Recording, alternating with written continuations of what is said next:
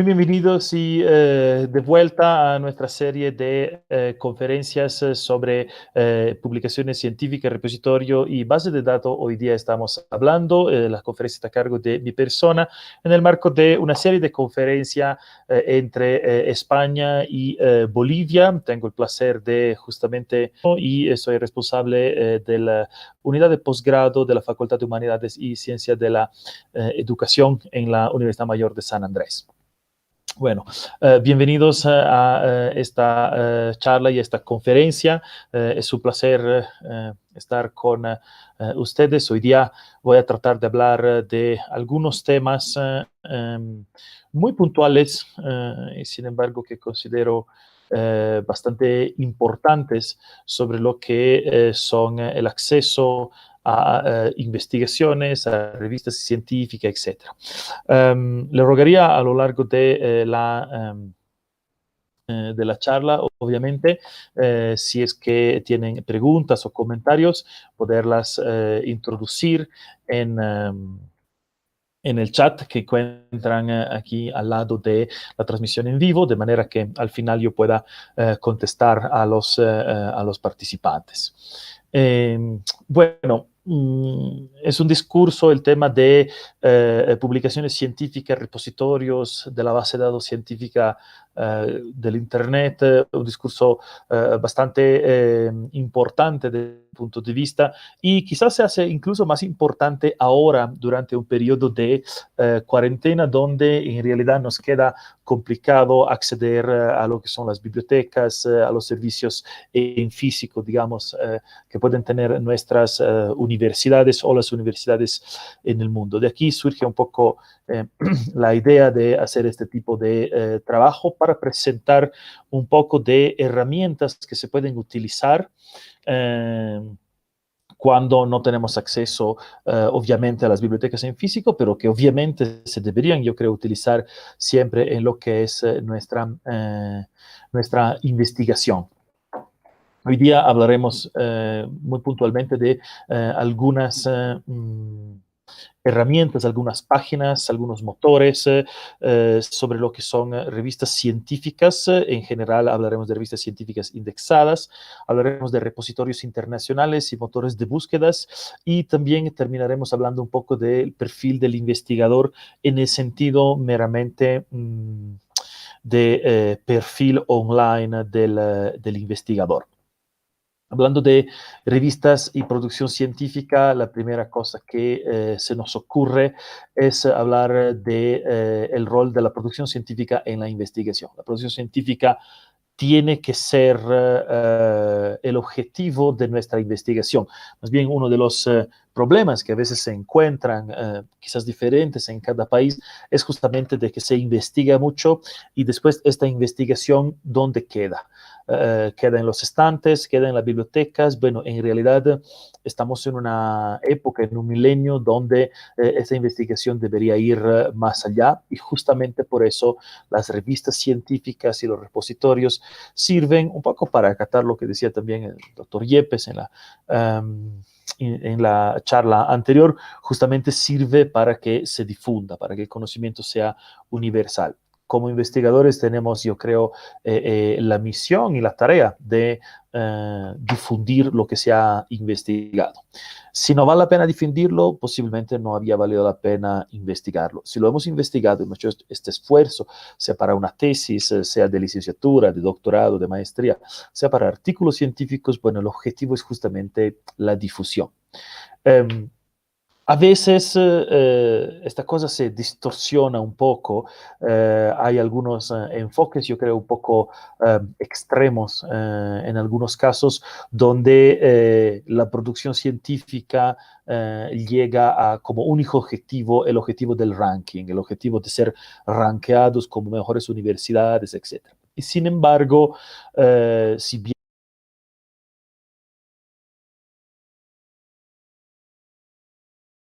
cuento, no se debe publicar por el ranking, se debe publicar porque vale la pena cambiar el mundo. Eh, Sin embargo, es importante también tener en cuenta estos rankings, saber de qué estamos hablando cuando hablamos de rankings internacionales y de lo que es la evaluación internacional de justamente de los eh, mm, de las diferentes instancias que miden el rendimiento internacional de las universidades y las redes, ¿ok? Um, para darles un ejemplo, podemos justamente ver en lo que es uno de los rankings internacionales relativamente famoso, el QS Ranking, QS Top University. Una de las cosas que la gente siempre se fija es el lugar en el ranking. Una de las cosas que realmente la gente se fija, y eso es importante tanto para estudiantes como para investigadores, docentes, etcétera, es cómo se mide este ranking. Aquí vemos que hay diferentes parámetros: academic reputation, employer reputation, la tasa entre estudiantes y docentes, el número de docentes con un doctorado, pero dos temas importantes que van a ser evaluados son la red de investigación internacional y el número de citación por publicación y el número de publicación por docente, por miembro, ¿no? Eso es importante que lo consideramos. ¿Por qué? Porque si bien, como repito, el objetivo no es numérico, rankear por rankear, etcétera, tenemos que tener bien presente el hecho de que en los rankings internacionales, mmm, algunos como el Web Ranking, otros como el QS Ranking, la producción científica es parte de la medición de la calidad académica. Para hacer eso, tenemos que saber también dónde publicar y cómo publicar, justamente para que este esfuerzo no vaya al vacío. Muchas veces la gente habla del QS Ranking y de las publicaciones científicas. Si leemos bien la letra pequeña en el QS Ranking, por ejemplo, solo se evalúan las publicaciones científicas en revistas indexadas en Scopus. No en revistas indexadas, sino en revistas indexadas en Scopus. Y eso es una cosa muy importante. Si queremos o consideramos que nuestra investigación pueda aportar al renombre de nuestra universidad, tenemos que saber dónde publicarla y dónde enviarla, en qué repositorios y en qué revistas, si no, de nuevo queda parcialmente escondida.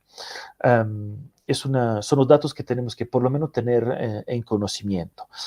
Cuando hablamos de esos tipos de ranking de países y de revistas, una de las páginas útiles que podemos justamente tener en cuenta y que les invito a revisar, tanto como para publicar como para encontrar publicaciones, en la página de Shimago Journal, que pueden encontrar en la dirección que ven aquí. Al final de la charla, estas direcciones y enlaces serán compartidos tanto en el YouTube como en la página de la Facultad de Humanidades. Además, existe un proyecto importante que está enfrentando ahora la Facultad de Humanidades, justamente para abrir una sección de nuestra página institucional facultativa para repositorios y para acceso a este tipo de investigación. Como pueden ver, tenemos en esta página algunas herramientas interesantes hablando de ranking y consecuentemente, en segunda instancia, de repositorios. Tenemos el Journal Rankings, el ranking de revistas, y el Country Ranking, el ranking de países. Una cosa más que tenemos es el ranking de instituciones. Es una innovación recién del año anterior. Les invito a visitarlo porque es bastante interesante la información que encontramos. En los últimos meses ha habido una subida en los rankings de instituciones por publicaciones académicas de la Academia China de Ciencia por razones de número de publicaciones sobre el coronavirus, justamente. Aquí ven, sin embargo, un ranking interesante de países: China, Francia, China, Estados Unidos, Alemania, como instituciones con un ranking alto. ¿Cómo se establece este ranking? Lo pueden leer detalladamente en la parte de metodología. Sin embargo, una combinación de número de publicaciones y número de citas que estas publicaciones reciben. O sea, cuántas instituciones consideran útiles, en segunda instancia, estas publicaciones. Pueden tener varias visualizaciones que podrían ser interesantes cuando hablan de metodología de la investigación, ver también cómo esta investigación se presenta al mundo y termina siendo evaluada. No estoy diciendo que todo este tipo de evaluación en realidad sea una evaluación y una medición correcta, honesta. Repito, numerificar todo no es, según yo, la manera de evaluar todo. Sin embargo, tenemos que tener en cuenta que hay instituciones e instancias que lo hacen. Entonces tenemos que conocer ese tipo de medidas que toman. Hay un mapa de instituciones, hay una distribución de países donde pueden justamente encontrar y pueden descargar también el informe anual de estas herramientas. Les invito de verdad a revisar un poco esta página porque pueden encontrar informaciones muy importantes también sobre nuestras instituciones o sobre otras instituciones en el momento en que tengamos convenios, relacionamientos y otros relacionamientos con otras instituciones justamente del mundo. Volviendo a nuestra página de Shimago Journal, quiero llamar la atención sobre dos herramientas más. El ranking de países, por ejemplo, nos muestra los países con su número de documentos, su número de documentos citables, su número de citas, su número de autocitas, las citas por documento, el índice H, en fin, una serie de parámetros, repito, meramente numéricos, que sin embargo nos dan un panorama de aquellos países que están publicando. Shimago Journal tiene una base de datos muy amplia de, como pueden ver, revistas científicas. Si ven aquí, tenemos países como Estados Unidos, China, Reino Unido, Alemania, Japón, Francia, Canadá, Italia, India y España. Quiero llamar la atención también sobre el hecho de que España está en lugar 10 para todas aquellas personas que acercándose a la investigación científica tienen dificultad con el idioma inglés. La premisa es que el idioma inglés va a ser extremadamente útil, yo diría indispensable, si se quiere incursionar en la investigación científica. También porque no significa que las publicaciones españolas estén en español, más bien un gran porcentaje de publicaciones españolas están en inglés. Sin embargo, nos permite quizás para quien está empezando, para quien está en los primeros años de la licenciatura, etcétera, darnos un tiempo para aprender el inglés y podemos empezar, por lo menos empezando con las investigaciones en lengua española. Si ven, esta página tiene los datos de muchísimos países e investigaciones. Para darle un ejemplo, llegando al final de la página, pueden ver justamente 239 países en la lista. En nuestro caso, podemos encontrar Bolivia en el lugar 118 con estos puntajes. Y aquí llama la atención un poco sobre justamente lo que estábamos diciendo antes. Queramos o no, justo o no, se puede discutir obviamente,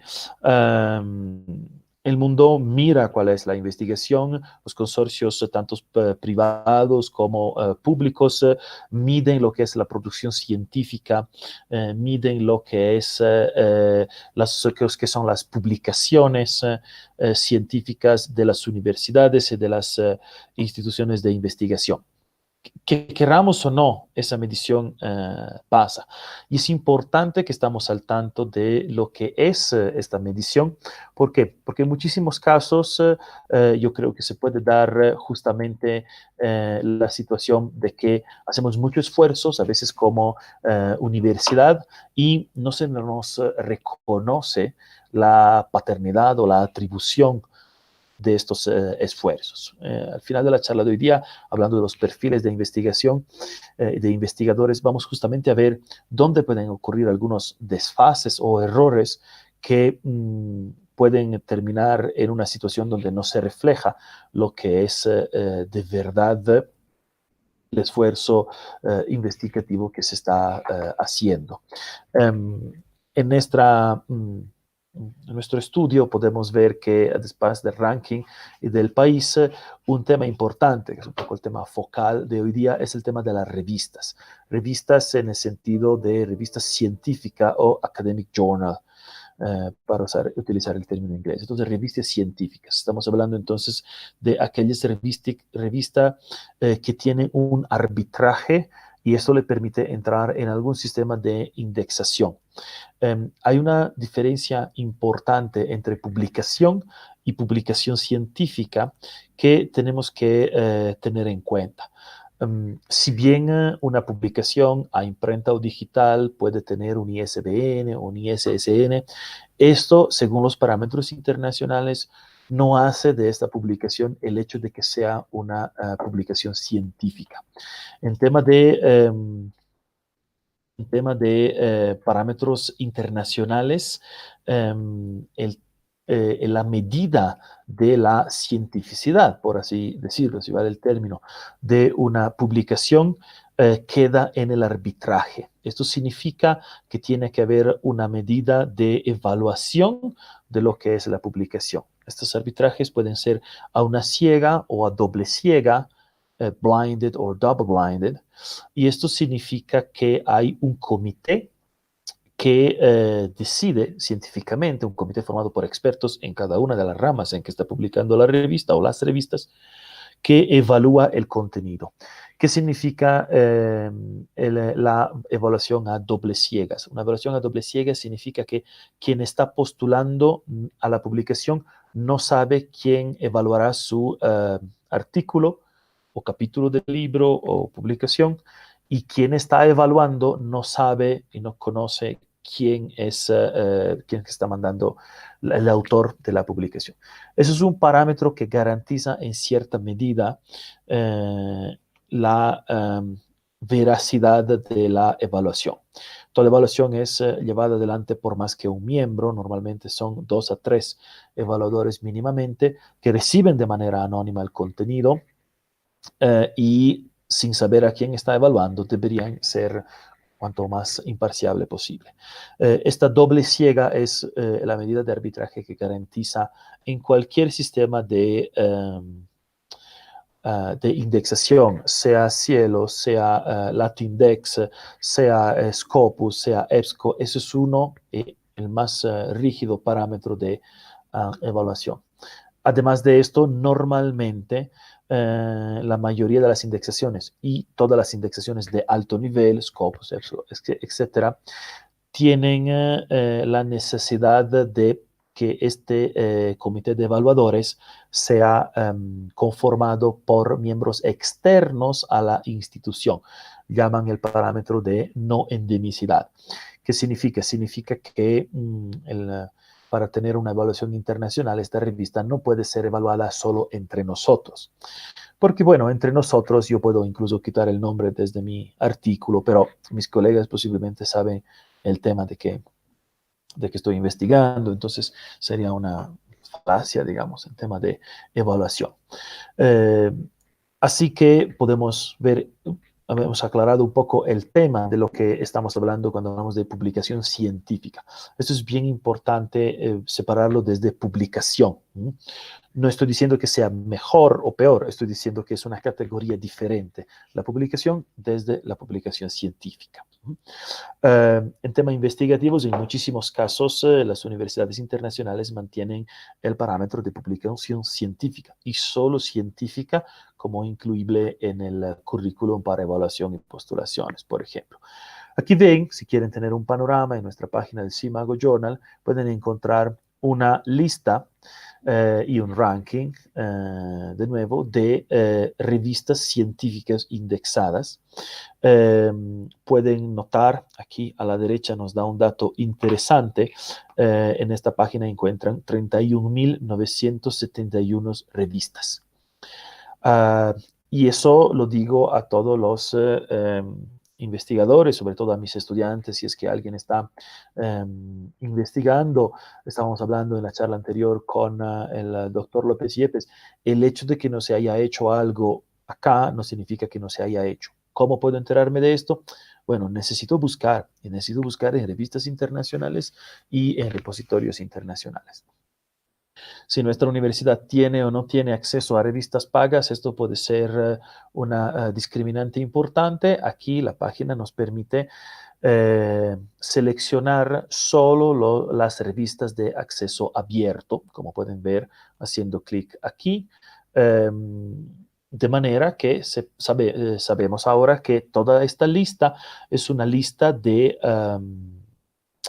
revistas que puedo, 5.245 revistas. No estamos hablando de artículos aquí, estamos hablando de revistas. No sé de qué área será nuestra audiencia en este momento, quizás humanidades por la mayoría, quizás de otras carreras también. Sin embargo, me resulta complicado pensar que sobre 5.245 revistas no haya ni siquiera una de interés, digamos.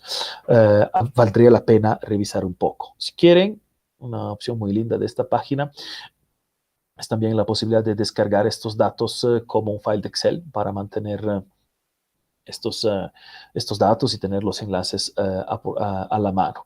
Aquí ven datos que le pueden interesar o no, el número de documentos en los últimos 3 años, el número de documentos en el 2018, el total de citas de los últimos 3 años, el índice H, que es esta medida demasiado fría desde mi punto de vista, que sin embargo está muy en moda para el ranking, y también el cuartil de en que se encuentra este tipo de revista. Aquí a la izquierda justamente el enlace a los detalles que nos lleva también al enlace de la revista. Como estamos participando quizás de diferentes áreas o de humanidades, como sugiere justamente Mirta, podemos filtrar nuestros datos, humanidades y arte. Nos quedan todavía 585 revistas. Ven que hay desde Estados Unidos, desde Bélgica, Inglaterra, Italia, y otros países, Corea, España, etcétera, etcétera. Si desean, hay otros filtros que pueden aplicar, por ejemplo, por materia. Trataré de ser un poco egoísta y pondré lengua e lingüística. Creo que también a algunos de los colegas que están conectados podría gustarle ese tipo de filtro.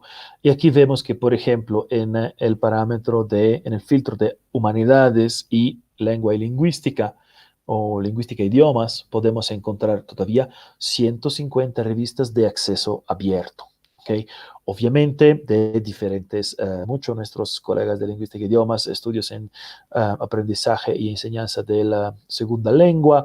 Obviamente encontramos Linguistics y Computational Linguistics, dos de las revistas más rankeadas, por ejemplo, Diálogo Discurso, la revista de Lingüística Teórica Aplicada, en fin, la revista húngara de lingüística, que quizás no sé de nuestro interés, pero sin embargo, aquí está un panorama sumamente amplio de lo que pueden encontrar. Encuentran, por ejemplo, revistas de Croacia, revistas de España, muchas revistas de Colombia también, que tienen un ranking importante de revistas. En fin, desde esta página pueden entrar a todas estas revistas que son de acceso abiertos y donde pueden descargar y buscar artículo por artículo.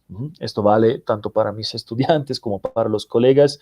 Todo este acceso es un acceso que pueden hacer desde su casa hasta desde su celular, y pueden ir buscando las revistas que quizás por título, por área, le pueden interesar más, y de ahí dentro de los 3, 5, 10 años, cuánto será la publicación de cada revista, para descargar los artículos de manera que se puedan revisar para sus investigaciones, tesis, etc. Es una herramienta, yo considero, muy interesante.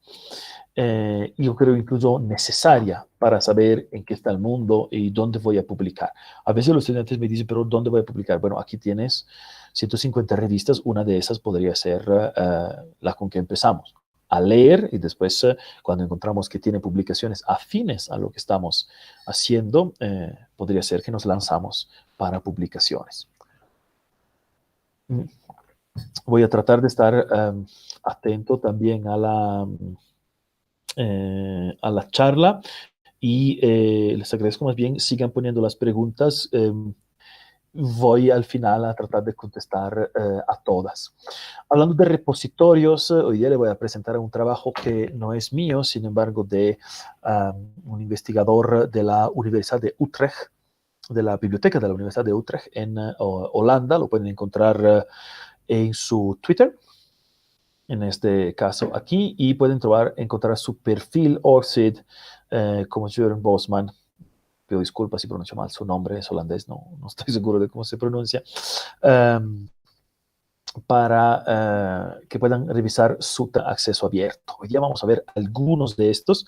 Sin embargo, en el enlace que encuentran aquí abajo y que pondremos en nuestra charla y en la página y en la sección de bibliotecas, pueden encontrar un file de Excel para descargar donde justamente el colega investigador muestra una comparación entre, creo, 46 motores de búsqueda internacionales, evaluando los diferentes parámetros, si tienen o no una búsqueda avanzada, si tienen o no acceso abierto, etcétera, etcétera. ¿Okay? Pueden descargar su trabajo de manera libre.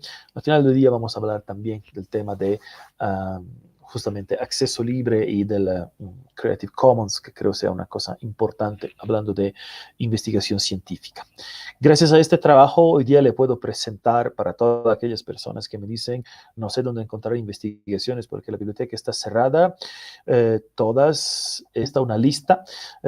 Hoy día quería mostrarle algunos de estos, no sé si tenemos el tiempo de verlos todos, sin embargo hay algunos que son de verdad muy importantes, por lo menos en la primera columna, con un número de documentos sumamente alto. ¿Okay? Hablando de esta lista de motores de búsqueda, también esta lista entrará en nuestra sección en la Facultad de Humanidades para justamente dejar el acceso a todos los que lo necesiten. Y yo empujaría, si es posible, que no sea solo durante la cuarentena, obviamente. Estas herramientas son para uso constante, diría, de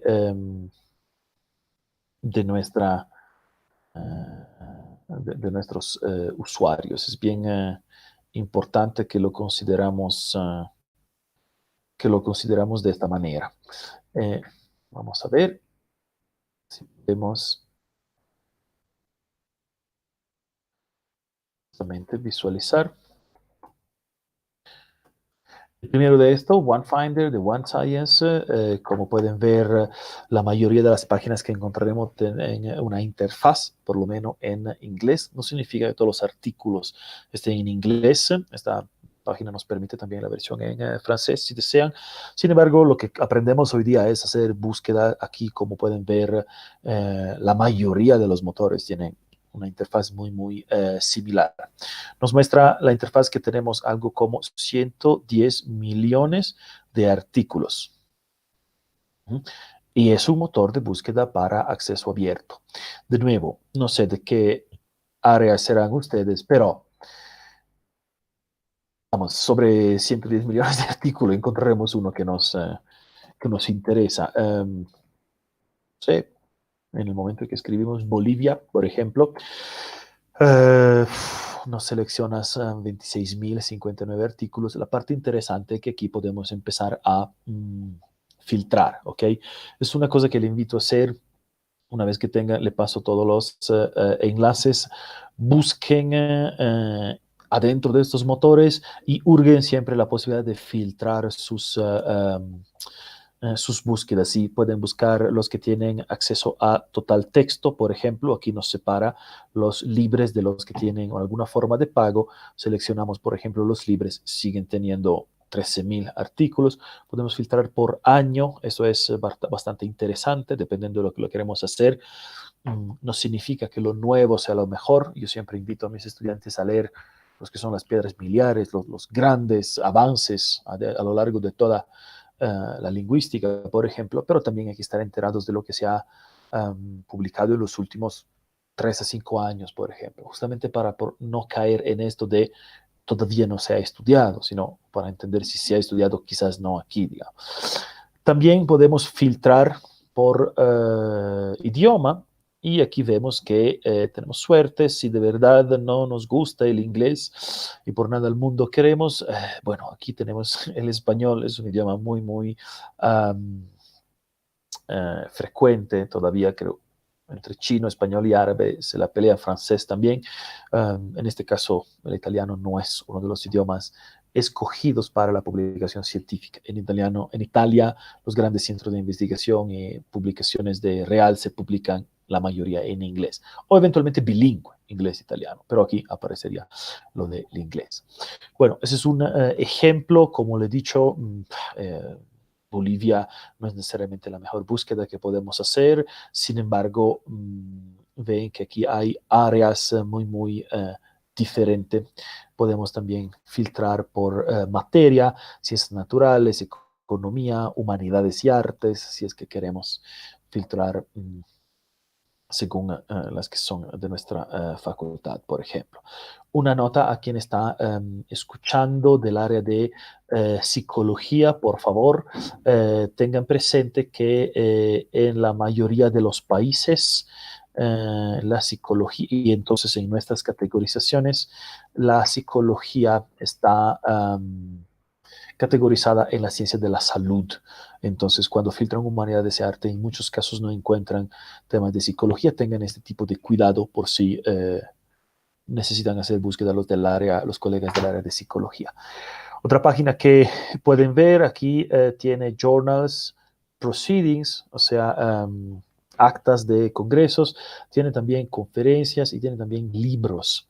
ACM Digital Library, de nuevo, es una importante repositorio libre donde pueden encontrar y obviamente filtrar en ese sentido muchos resultados. Aquí tienen de nuevo el filtro tanto por persona, hay la búsqueda por investigadores, si quieren, hay la búsqueda por tipo de publicación, todas publicaciones, solo revistas, solo actas, por tipo de contenido, por ejemplo, short paper, tutorial, etcétera, etcétera, etcétera, de manera que pueden encontrar de nuevo un buen número de resultados. Un poco más pequeña, en este caso Bolivia ha dado un resultado de 235 resultados.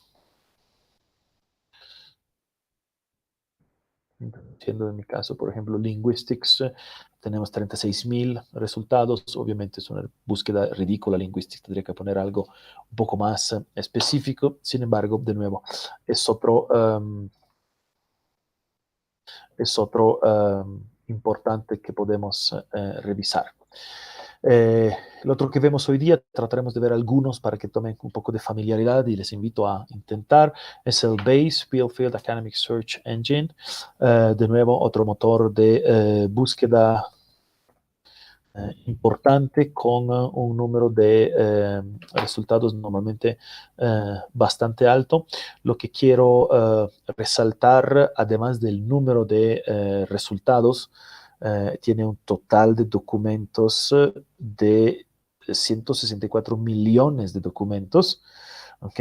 Solo con Bolivia salen 77.000, digamos. Pero lo que quiero resaltar del Base Search es la posibilidad de tener filtros mucho más refinados. Autor, materia, para los de bibliotecología en Dewey, obviamente, año de publicación, etcétera, etcétera. Es interesante de esta página, volviendo atrás, la pestaña de búsqueda avanzada. No me acuerdo en qué idiomas. Sí, lo tenemos también en español. si quieren. ¿Ok? Y con la búsqueda avanzada pueden tener un sinfín de parámetros para filtrar todo esto, hasta si estamos buscando software, años, fuentes, etcétera, etcétera. Open Access y non-Open Access. En este caso podemos filtrar solo por Open Access y tener acceso libre a todo lo que son estos resultados. De nuevo, es una herramienta y sin embargo es una herramienta que nos da resultados de revistas arbitradas. Entonces esto debería ser un parámetro importante y útil para nosotros.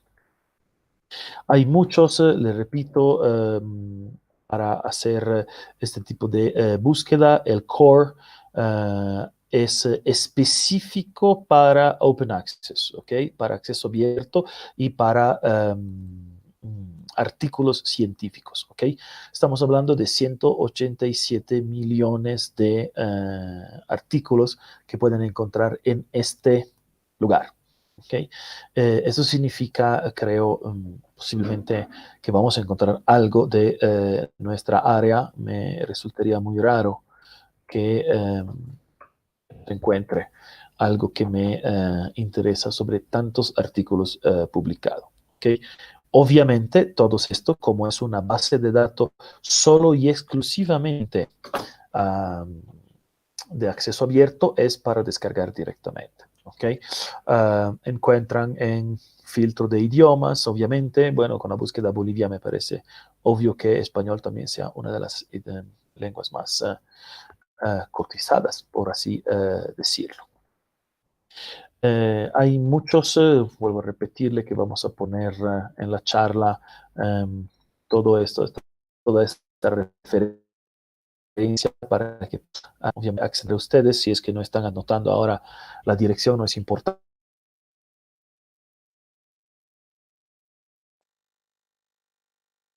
Buscar y encontrar lo que podrían necesitar.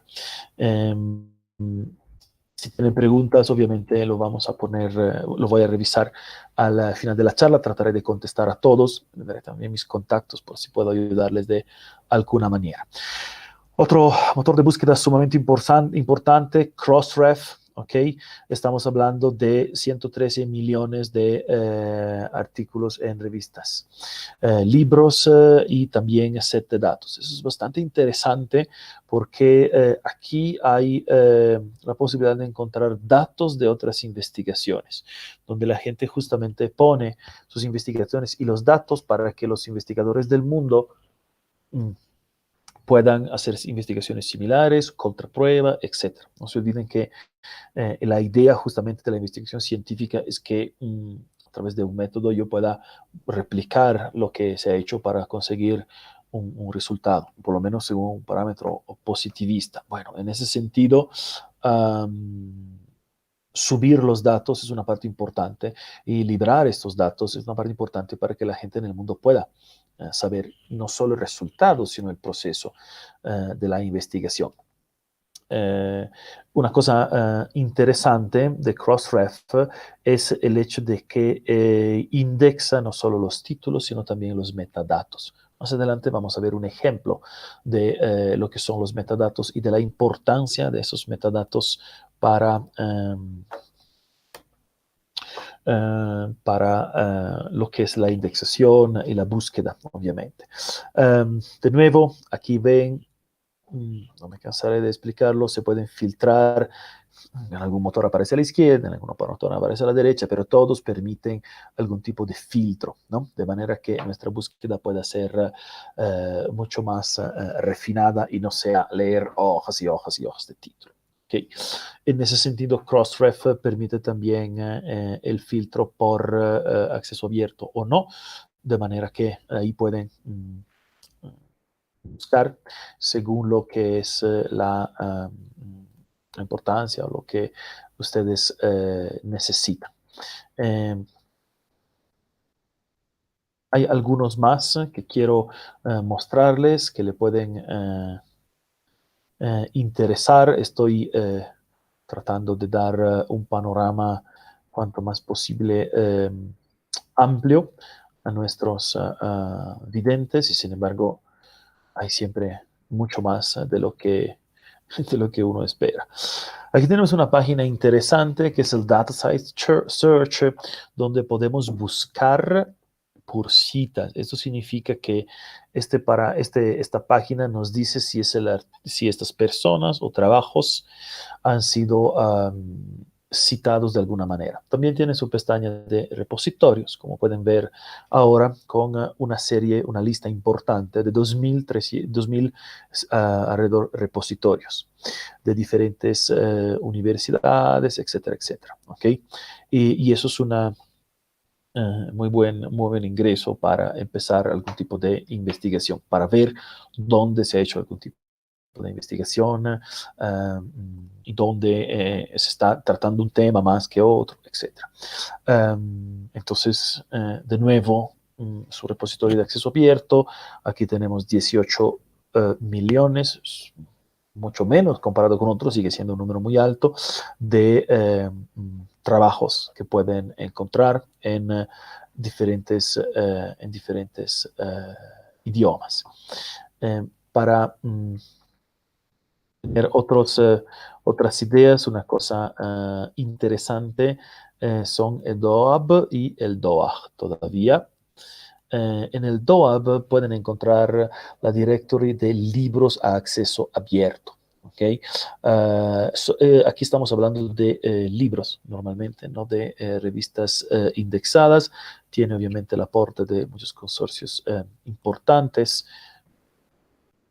Ya estoy buscando Bolivia para tener el mismo parámetro entre todos.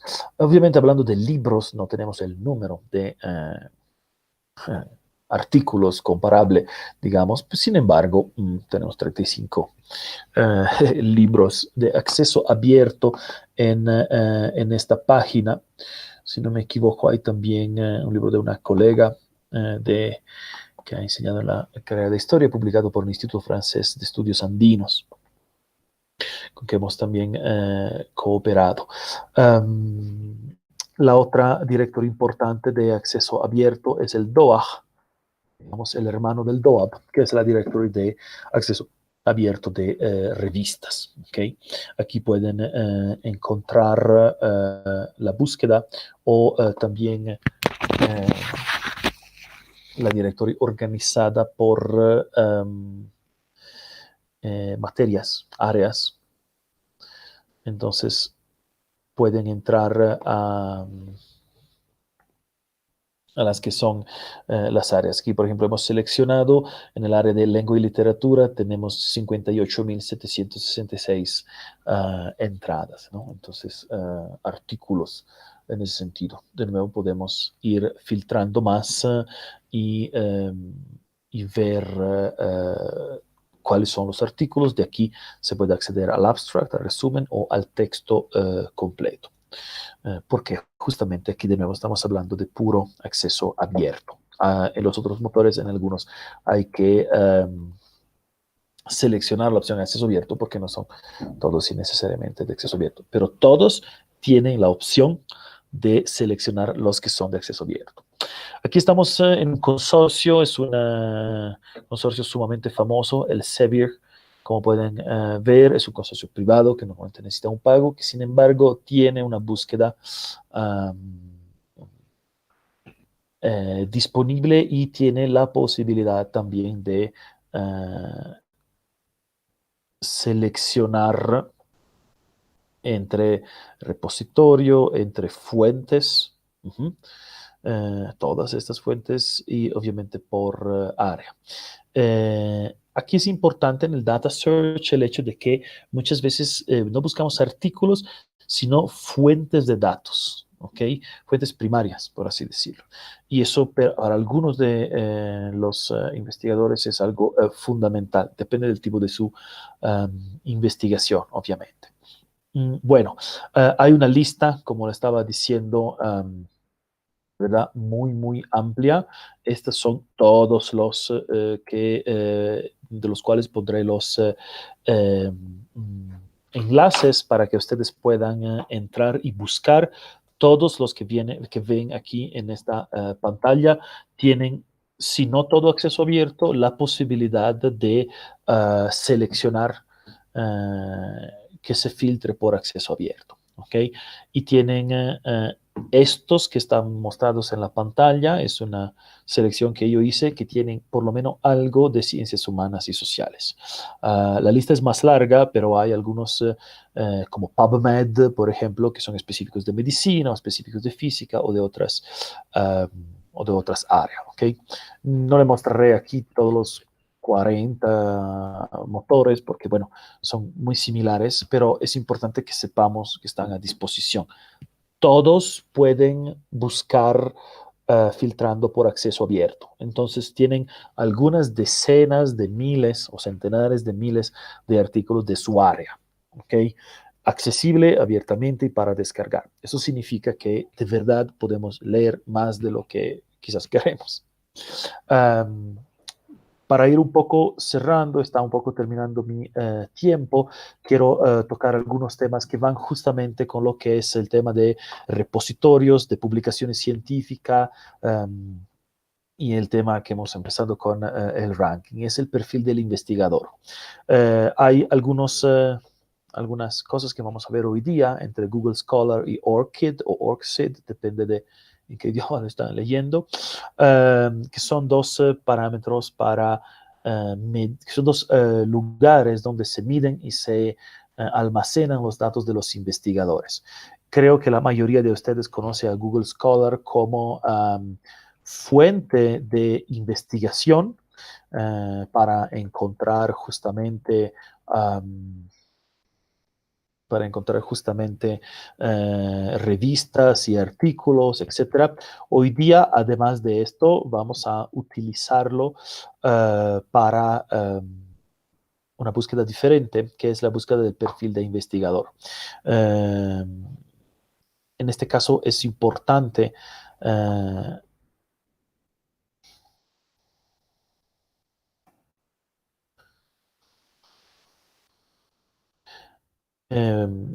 para el perfil de investigador más que para las publicaciones. Yo uso muchísimo Google Scholar para buscar investigaciones, para buscar libros, PDFs, etcétera. Obviamente es un motor que además me permite en muchos casos encontrar lo que es acceso abierto para poderlo descargar. Sin embargo, para el cierre de esta charla de hoy día, quiero enfocarme en lo que es el perfil de utente.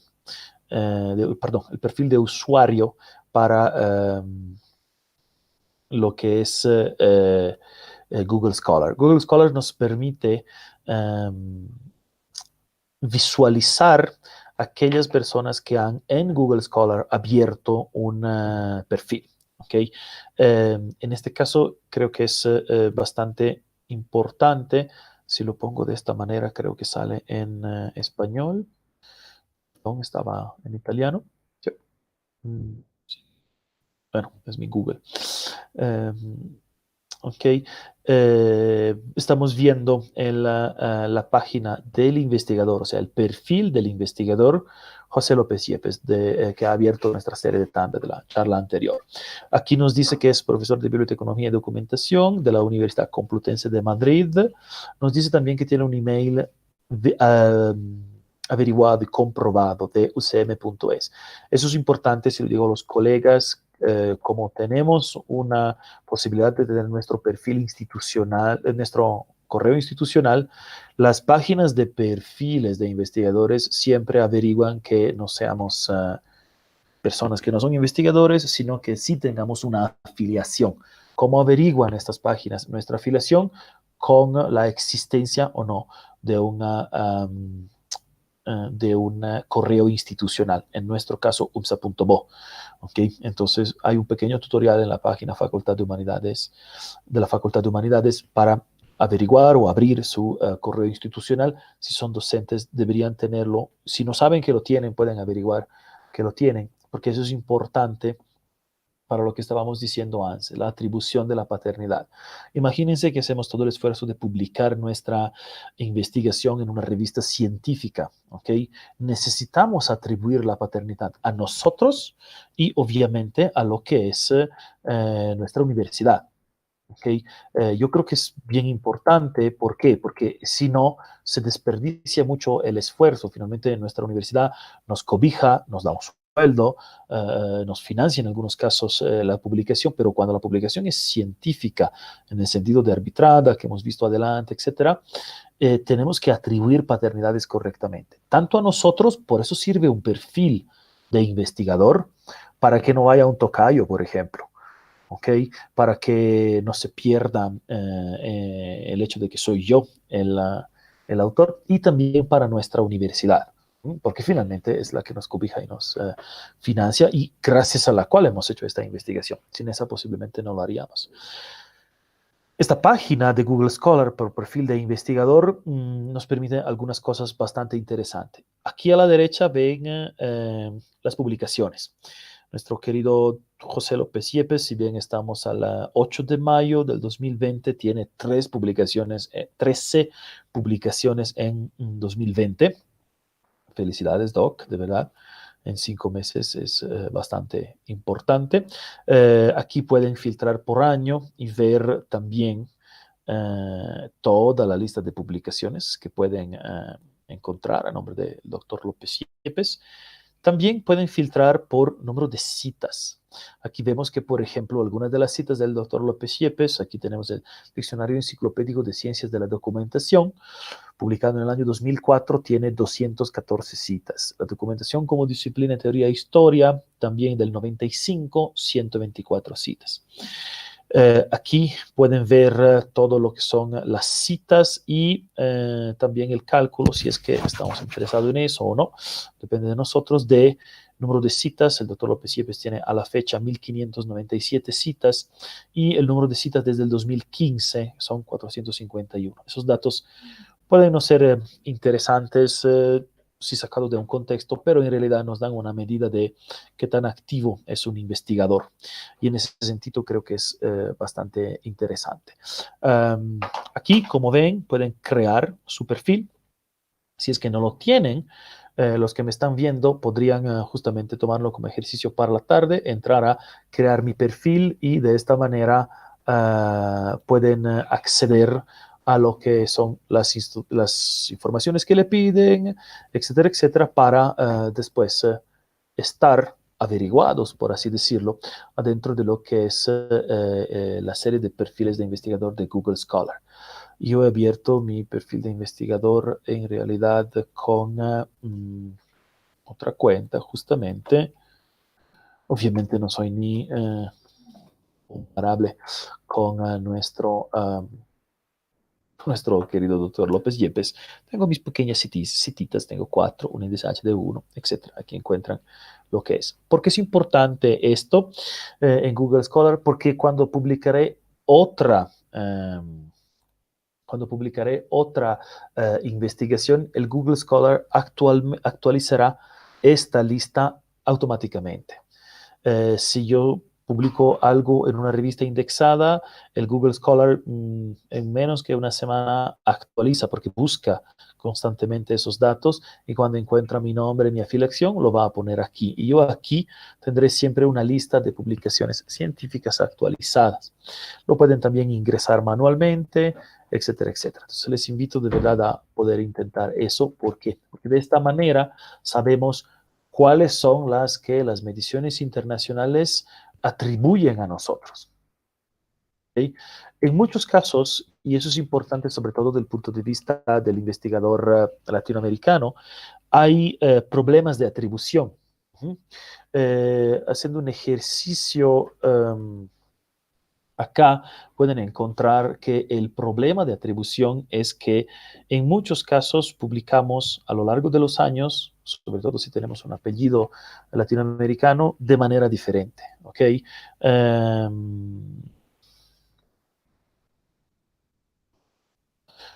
Pero hay un colega que justamente, exacto, hay un colega de Biofar con que justamente he abierto su perfil, Alberto Jiménez Turba, no sé si lo conocen, es un muy buen investigador de la UNSA, uno de los que lleva adelante el nombre de la UNSA en los rankings internacionales. Tiene actualmente 3.140 citas, entonces Ujú. Y desde el 2015, en los últimos 5 años, 1.259 citas. ¿Cuál es la cosa interesante de Alberto Jiménez Turba? Además que publica muchísimo. La cosa muy, muy, muy interesante de nuestro colega es que al momento de abrir su perfil en Google Scholar, hemos tenido que hacer lo que se llama un proceso de normalización. ¿Por qué? Porque antes de tener su perfil aquí, simplemente escribiendo Alberto Jiménez Turba, él encontraba unas 300 citas. 300 contra 3.000. ¿Por qué? Porque, como podemos ver, en muchísimos casos sus publicaciones no estaban correctamente atribuidas. ¿Por qué? Porque había una publicación como Alberto Jiménez Turba, había una publicación como A. Jiménez Turba, había una publicación como Alberto Jiménez, había una publicación como Alberto Jiménez T. Ahora, si bien nosotros sabemos que es la misma persona, los algoritmos de búsqueda de motores y repositorios no lo saben. Entonces, cuando abren su primera cuenta en Google Scholar, y Google Scholar justamente le va pidiendo, estos artículos son tuyos, estos te pertenecen, y nosotros podemos buscar, por ejemplo, con diferentes combinaciones, con nuestros dos nombres, con un solo nombre, con nuestros dos apellidos, si es que obviamente en Bolivia es muy común tener dos apellidos y nombres, con el punto, sin el punto, de manera que vamos a ver la lista que Google Scholar encuentra y vamos a decirle, ok, esto soy yo, esto no soy yo, esto soy yo, esto no soy yo. Nos ha dado un poco de risa justamente con Alberto cuando se ha sorprendido encontrar, o sea, la verdad que tiene muchísimas publicaciones, cuando nos ha sorprendido encontrar la publicación de su tesis del 1982. Um, se ha sorprendido él mismo de justamente encontrarla aquí, pero a lo largo de los años, por razones diferentes, a veces ha publicado con dos apellidos, a veces con uno, etcétera. Es un muy buen ejemplo. Al inicio buscándolo nos daba 300 resultados más o menos. Haciendo la normalización y buscando todos los que son sus artículos, libros y participación en conferencias que estaban disponibles para encontrar, hemos atribuido la paternidad de 3.140 citas. Imagínense, en temas de ranking internacionales, sin un investigador como Alberto, bueno, que es muy productivo, obviamente, es un caso extremo, pero si por cada investigador, en su caso, estaba perdiendo 2.700 citas, ¿cuántos rankings estamos perdiendo internacionalmente para todas nuestras publicaciones que por alguna razón no están siendo atribuidas a nosotros o a la UMSA? Porque obviamente siendo que no estaba atribuido a él, no estaba computado y calculado en lo que es el número de ranking para atribuciones a la OMSA. Y esto yo creo que es una pérdida muy, muy importante. Eh, las últimas cosas que vamos a ver hoy día son justamente el tema del perfil de investigador, no en Google Scholar, sino en otra herramienta que es justamente Orchid, como Orchid, como lo quieran pronunciar. Los anglosajones pronuncian Orchid. En Latinoamérica he escuchado pronunciar Oxid por la lectura. ¿Qué es Oxid? De la misma manera que el Google Scholar es una manera de atribuirnos un perfil unívoco, ¿okay? De manera que no haya falsas atribuciones o atribuciones falladas, etcétera. Tanto Google Scholar como Orchid funcionan de manera similar. Además, aquí en Orchid pueden poner sus afiliaciones, trabajos, universidades con que han trabajado, etcétera. La parte interesante de Orchid, que está llegando a ser muy importante, es justamente la atribución, como dice el nombre, ORCID, de una ID. Lo que hace Orchid es atribuir un número al investigador, como si tuviéramos un DOI, que no es para documentos, sino directamente para nosotros. De esta manera, cuando publiquemos algo en una revista, etcétera, si ponemos esto, la revista automáticamente atribuirá nuestra publicación a nuestra institución y a nosotros. Es una manera de tener un carnet de identidad, por así decirlo, internacional para lo que es la publicación científica. ¿Okay? Es muy sencillo, si quieren entrar a ORCID, simplemente pueden hacer una cuenta gratuita exactamente como es Google Scholar, y de esta manera introducir sus datos, sus afiliaciones e ir subiendo su currículum, entre comillas, de publicaciones. También una sugerencia importante es que adentro de su perfil de investigador puedan poner también el enlace de ORCID, de manera que los dos perfiles, ORCID y Google Scholar, estén interrelacionados. La instancia, como estamos hablando de atribuciones, etc., existe también la atribución para instituciones. Uno de los problemas que tenemos en la UMSA es justamente la atribución de investigaciones. Tengo muchos colegas que dicen que en la UMSA se investiga poco. Eso no lo discutiré. No sé si se investiga poco, no sé si se investiga mucho. Lo que sé es que de lo poco o mucho que investigamos, mucho no se lo atribuye a la UMSA. GRID, como pueden ver aquí, Global Research Identifier Database. Es un database internacional para la identificación de la investigación. Si ustedes quieren explorar y pueden buscar por ciudad, introduciendo, por ejemplo, La Paz, cuidado que hay muchas La Paz, escogemos La Paz, Bolivia. Si buscamos los institutos de La Paz, Bolivia, nos dice Higher University of San Andrés, Católica de São Paulo, Boliviano de Ciencia y Tecnología Nuclear, hay diferentes universidades de la Cordillera, etcétera, etcétera. ¿Qué es esta base de datos? Es una base de datos internacional para individuar la institución y el nombre. ¿Por qué? Como viene aquí en el ISNI, ORGREF, está enlazado todo. Porque el problema es justamente cómo nos llamamos. En español nos llamamos Universidad Mayor de San Andrés, según una página internacional que alguien abrió, no sé en qué momento, en qué departamento, quizás planificación, hace 20 años, no sé, ha abierto esta página, nos llamamos Higher University of San Andrés. En el momento en que cambiamos nombre en nuestra publicación, en el momento en que escribimos Major University of San Andrés, ya no nos atribuyen la paternidad de esta publicación. Si escribimos universidad o university, si escribimos un nombre diferente, ya no nos dicen que es nuestra esta publicación. Y ahí es donde la UNSA pierde muchísimas mediciones internacionales. El ISNI, no sé si conocen la página principal del ISNI, que es el International Standard Name Identifier, o sea, el identificador internacional de nombres. Aquí nos muestra que tenemos registrados bajo un número ISNI específico, otro carnet de identidad, por así decirlo, el nombre Higher University of San Andrés, el nombre IEB con puntos, IEB sin puntos, Institutos de Estudios Bolivianos, Institutos de Estudios Bolivianos La Paz, La Paz Bolivia, Universidad Mayor de San Andrés, Estudios Bolivianos. O sea, aquí vemos cómo todas estas atribuciones, como están aquí, van a nuestra universidad. Todo lo que no está aquí puede que algún algoritmo no lo esté atribuyendo a la paternidad de nuestra universidad. Y ahí es donde vamos, digamos, perdiendo ranking y perdiendo paternidad de esto. En conclusión, bueno, el acceso a la investigación, si bien está en el control de algunos consorcios, estamos obviamente con problemas en ese sentido de quizás muchas empresas privadas que lucran, obviamente, y que tienen un interés en ese sentido.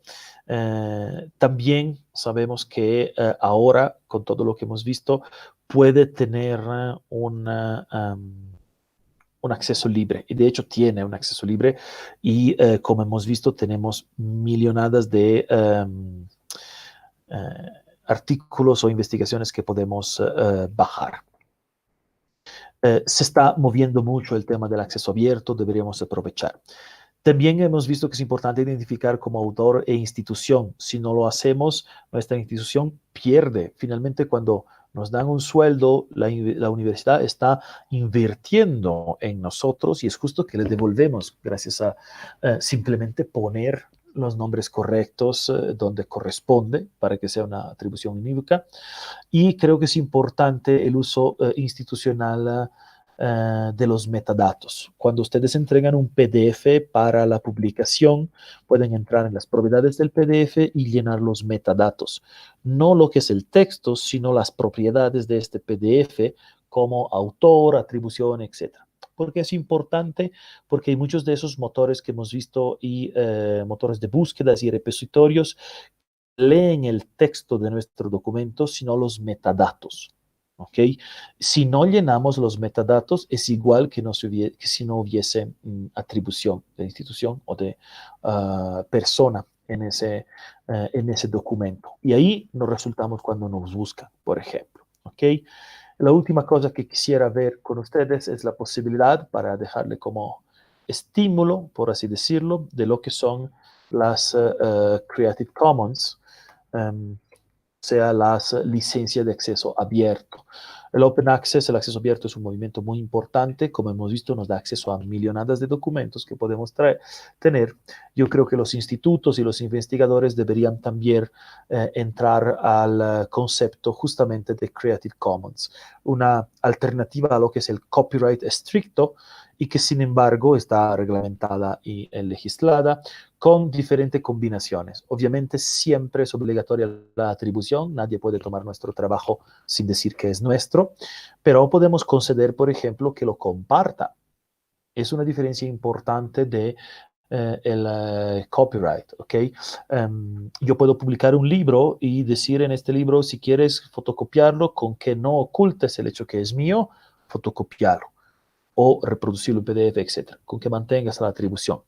Puedo imponer, por ejemplo, que no sea comercial. Entonces, ok, ¿quieres fotocopiar este libro? Muy bien, lo fotocopias, dices que es mío, pero tú no ganas de esto. De manera que socializamos lo que estamos haciendo. Y podemos conceder o no el hecho de que haya obras derivadas o no. Puedes modificarlo o no puedes modificarlo. Esos son tipos de licencia con todas estas explicaciones: atribución no comercial, no derivado, atribución no comercial comparte igual, atribución no comercial, atribución no derivado, atribución comparte igual o solo atribución. Son niveles diferentes que se pueden escoger.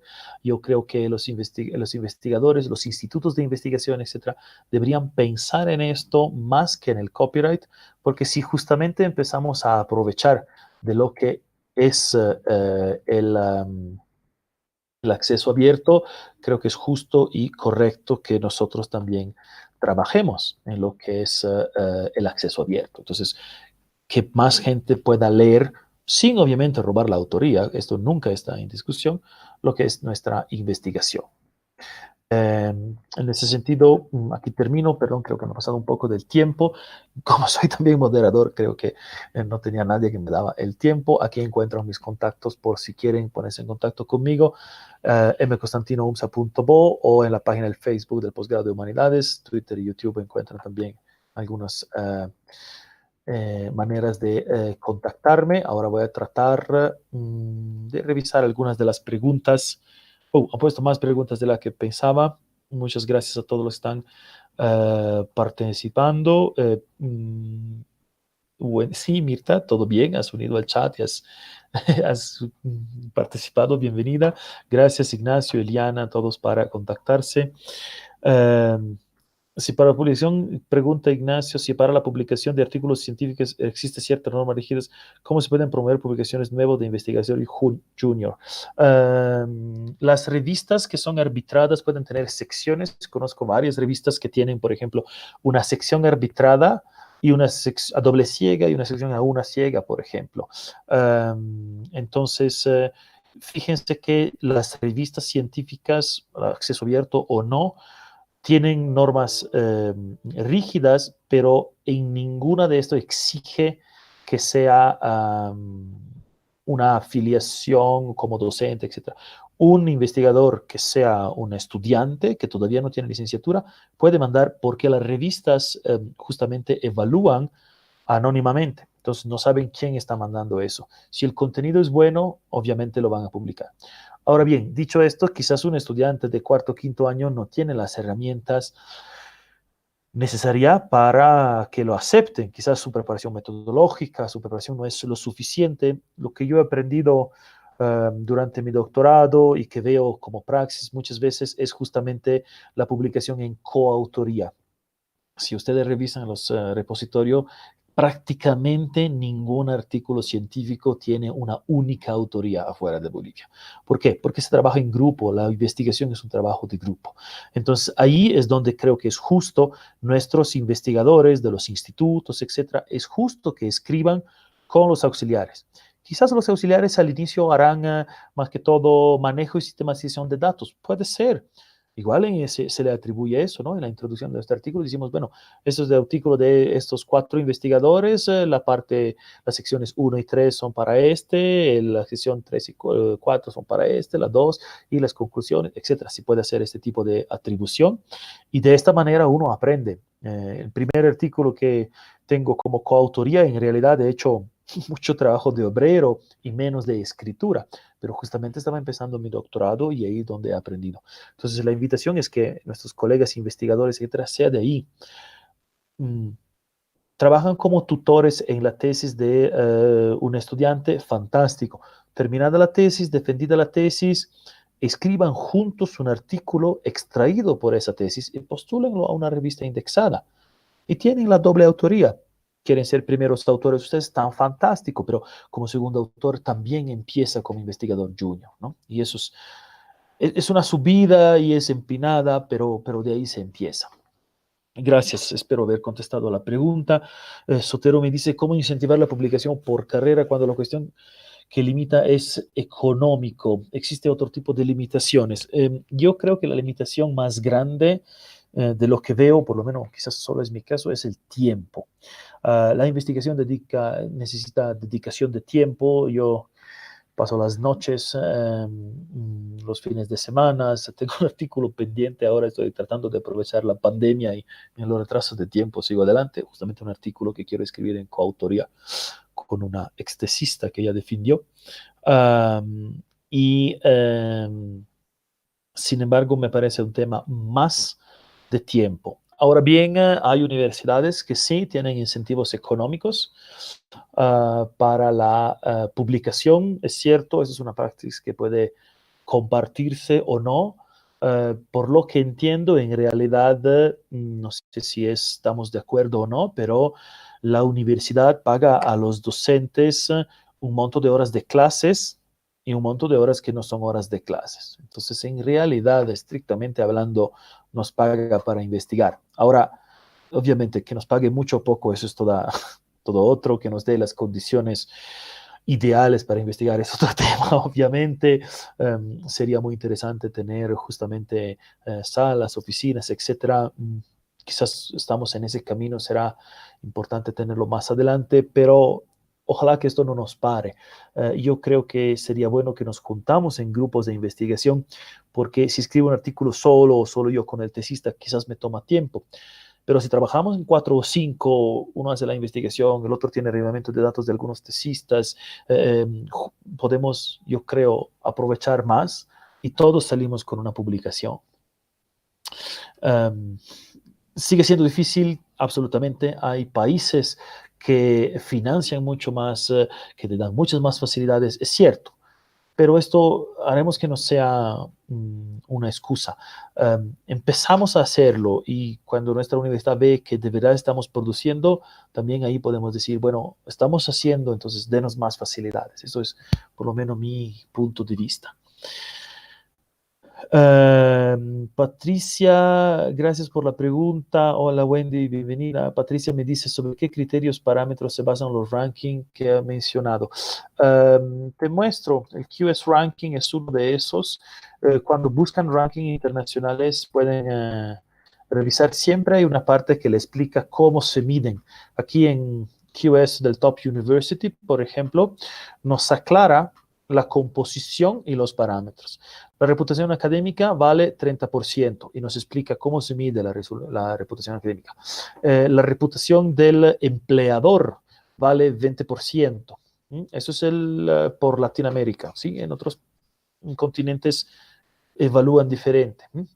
La tasa docentes estudiantes. Aquí, por ejemplo, en la UMSA, como hacemos una universidad pública, podemos tener algunos problemas porque el número de estudiantes por número de docentes siempre tendrá una evaluación relativamente baja. El número de docentes con doctorado es un 10% de la medida de nuestro ranking de la UMSA, por ejemplo. Y aquí tenemos que tener presente un trabajo que es necesario hacer.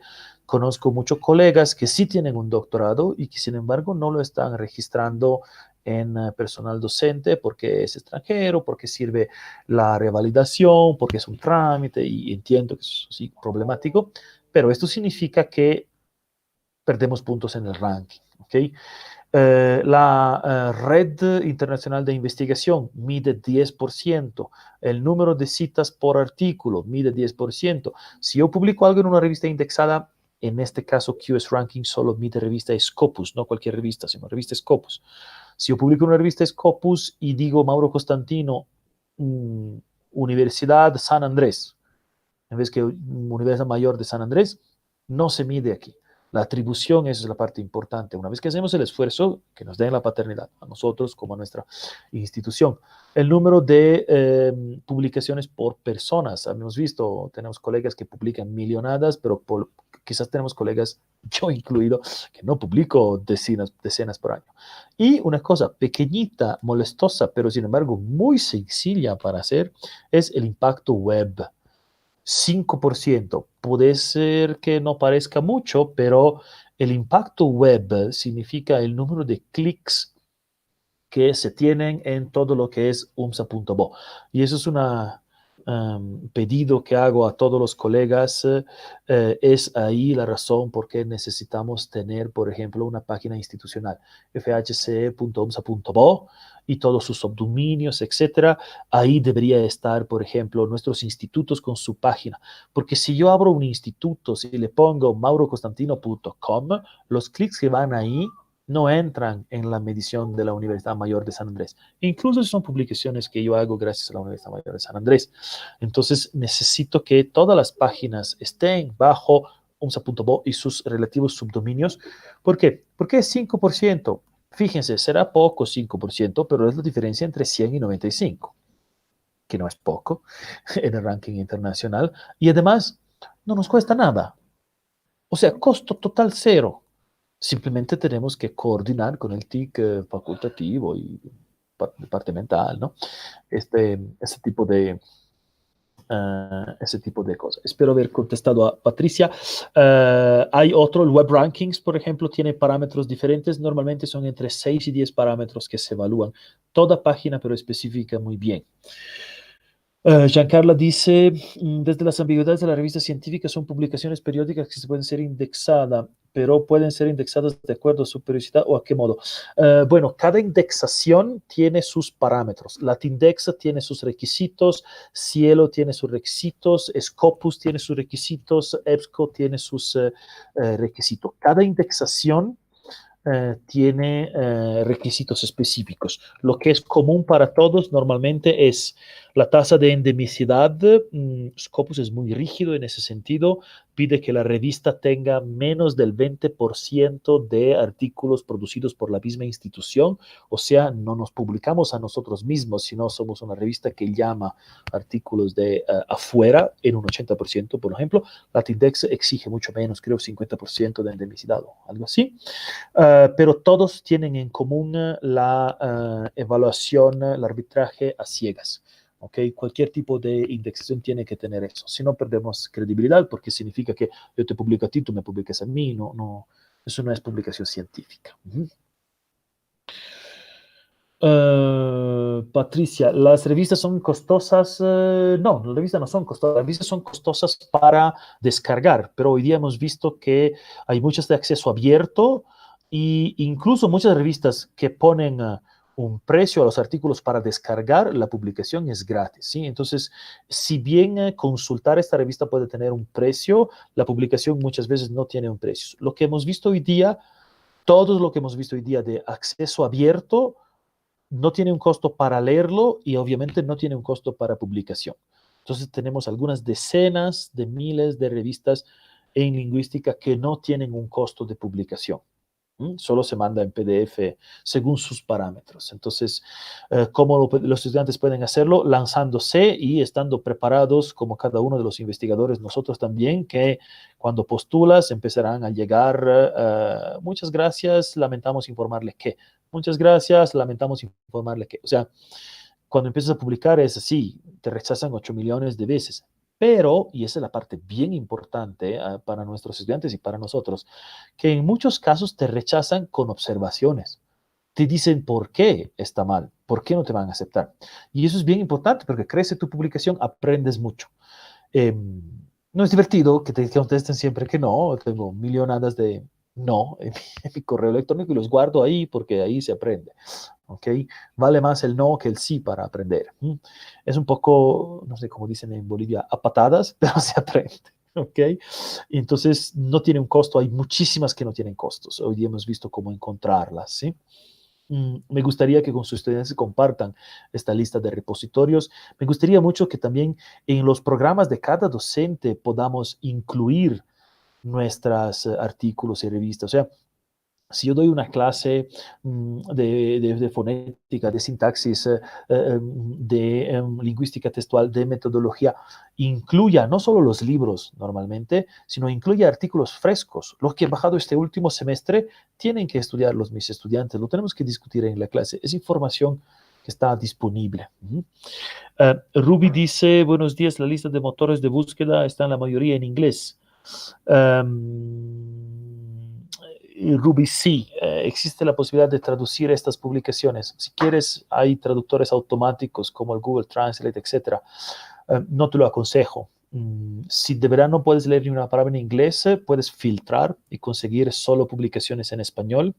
Pero sin embargo, póntelo como meta. De aquí en 4 años tienes que ser capaz de leer en inglés publicaciones de tu área, cual que sea tu área. ¿Okay?